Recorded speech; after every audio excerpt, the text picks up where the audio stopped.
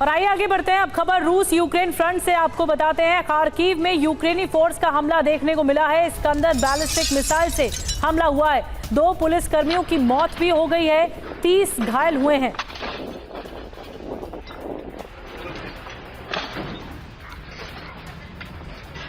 और एक और बड़ी खबर, वी-बैट ड्रोन से रूसी फोर्स में खलबली मची हुई है।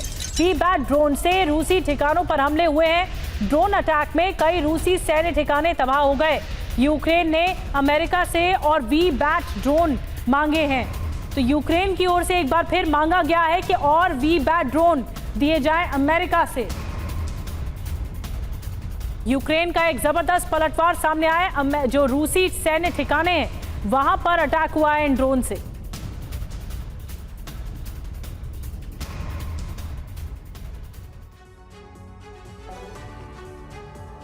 और आइए अब आपको बताते हैं वी-बैट ड्रोन से जुड़ी खास बातें क्या हैं।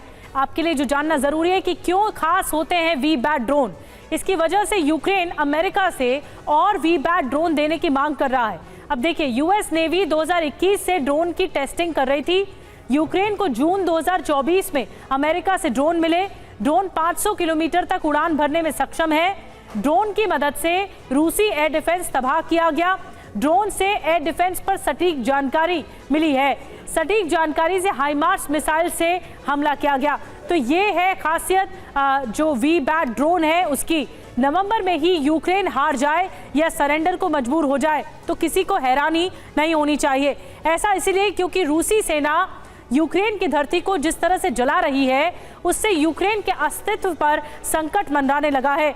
यूक्रेनी सेना अध्यक्ष ने खुद स्वीकार किया है कि युद्ध में पहली बार रूसी सेना इतना विध्वंसक हमला कर रही है।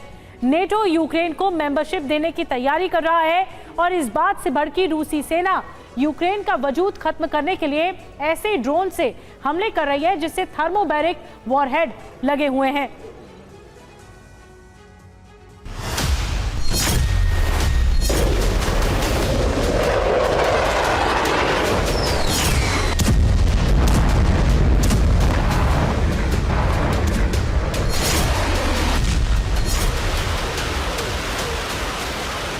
यूक्रेन का अंत निकट आ गया।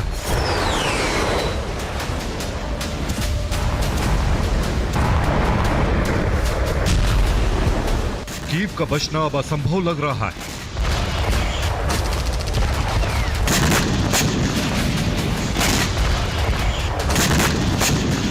यूक्रेनी सेना अगर सर्दी में ही सरेंडर कर दे तो किसी को हैरानी नहीं होनी चाहिए।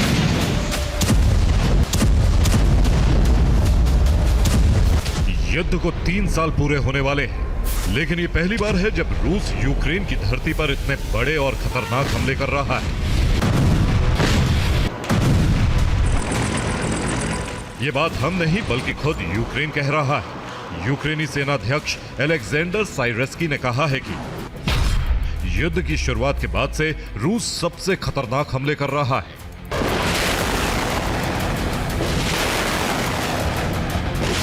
सच भी यही, कीव समेत यूक्रेन के 1 दर्जन शहर इस वक्त विनाश की बड़ी आग में जल रहे हैं।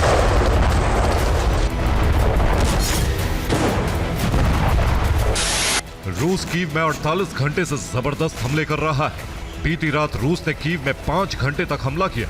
हमले की वजह से कीव में कई इमारतें तबाह हो गई। जान बचाने के लिए लोगों को सबवे में शरण लेनी पड़ी।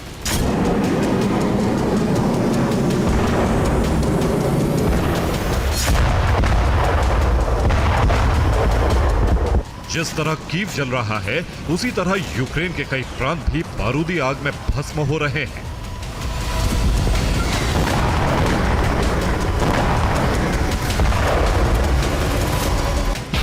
नेप्रोपेट्रोवस्क में रूस ने यूक्रेन के इंडस्ट्रियल ठिकानों को बर्बाद कर दिया।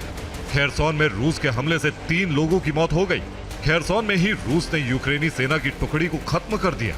उल्हेदर में रूस ने हमला कर यूक्रेन के MLRS सिस्टम को तबाह कर दिया। जैपोरिजिया में रूस ने यूक्रेनी सेना की पूरी ब्रिगेड को खत्म कर दिया।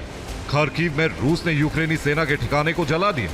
सूमी में रूसी सेना ने यूक्रेन के होवित्जर तोप को भस्म कर दिया।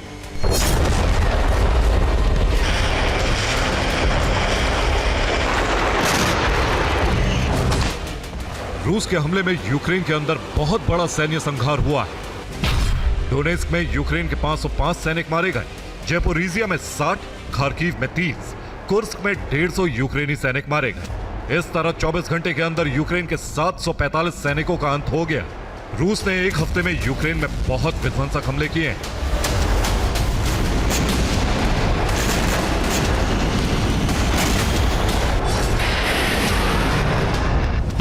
यूक्रेनी रक्षा मंत्रालय के मुताबिक रूस ने एक हफ्ते में 900 बम, 550 ड्रोन और 300 मिसाइलें फायर की।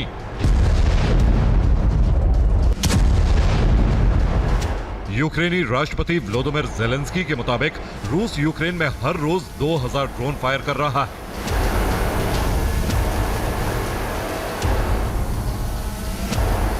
इसीलिए यह अब तक का सबसे बड़ा हमला माना जा रहा है।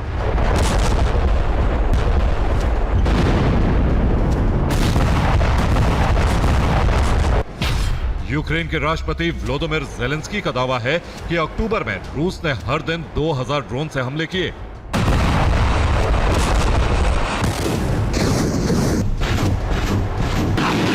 ज़ेलेंस्की का कहना है कि चीन, अमेरिका और यूरोपीय कंपनियां रूस को हथियार बनाने के लिए सामान मुहैया करवा रहे हैं। अगर इस सप्लाई को नहीं रोका गया तो यूक्रेन का अस्तित्व मिट जाएगा। रूसी सेना अब यूक्रेन में अपग्रेडेड ड्रोन से हमले कर रही है। यूक्रेन का दावा है कि रूस जो ड्रोन फायर कर रहा है उसमें थर्मोबैरिक वॉरहेड लगा है, जिससे बड़ी तबाही हो रही है।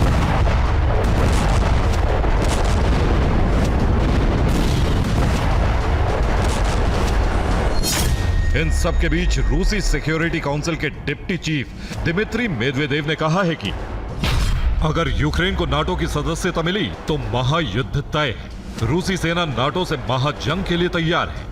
अगर अमेरिका सोचता है कि रूस परमाणु हमला नहीं करेगा तो यह उसकी गलतफहमी है। बहुत जल्द वर्ल्ड ऑर्डर बदल जाएगा। मेदवेदेव ने यह भी कहा कि अगर ट्रंप फिर से अमेरिका के राष्ट्रपति बनते हैं तो वो रूस यूक्रेन युद्ध को खत्म नहीं करवा पाएंगे।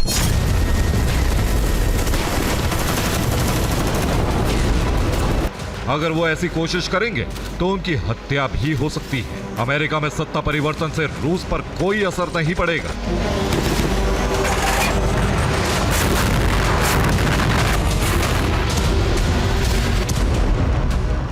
युद्ध का अंजाम वही होगा जो दुनिया जानती है, मतलब यूक्रेन का खात्मा।